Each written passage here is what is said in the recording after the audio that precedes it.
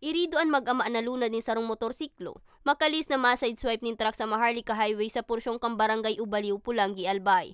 Pasado alas 5 nin aga, kasuudma. Sigun kay Police Lieutenant Colonel Edgar Azutea, hepe kang Pulangi Municipal Police Station, ihahatod ko ta kang padre de pamilya ang aki kaini sa eskwelahan, antes ang pagkakadiskwido. Dahil nga po itong lugar kung saan po nangyari ang insidente ay medyo may kurbada po dyan ng kaunti. Hindi niya po na-estimate na yung pag-abante niya. The same direction po sila going to Legazpi. So kaya po nasagi niya, of course, dump truck po yung dala niya, tapos isang motorcycle, kaunting hagip lang po talagang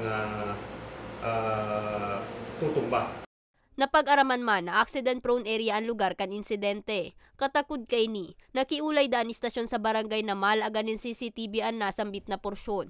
Natulos man na inaksyon ng kaopisyalis sa lugar. Recently po, nasa zone kasi of course may nakita yung lumabas ata yung result kahapon ng nag-x-ray na may fracture yung bata, so kailangan may medication na sa ospital. At nandun naman yung may-ari ng truck na tumutulog naman po sila. Sa ngunyan, mayo pan desisyon ng pamilya kan mga biktima kung masa ang ating reklamo sa truck driver, padagos pa kay asindang pigbubulong sa ospital.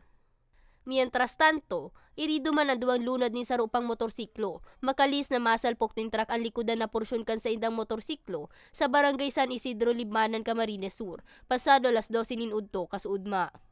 Base sa impormasyon, parehong pasiring ang mga embweltong bihikulo sa Naga City. Alaga day subot na reparo kan truck driver ang nasa inutang kay ning motorsiklo, rason kan insidente.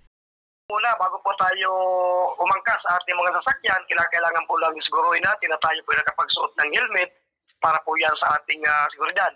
Kasi kahit ano pong pag-iingat natin, kung ang minsan nakasalubong din natin ang hindi nag-iingat, maaaring maging biktima pa rin po tayo ng vehicular incident.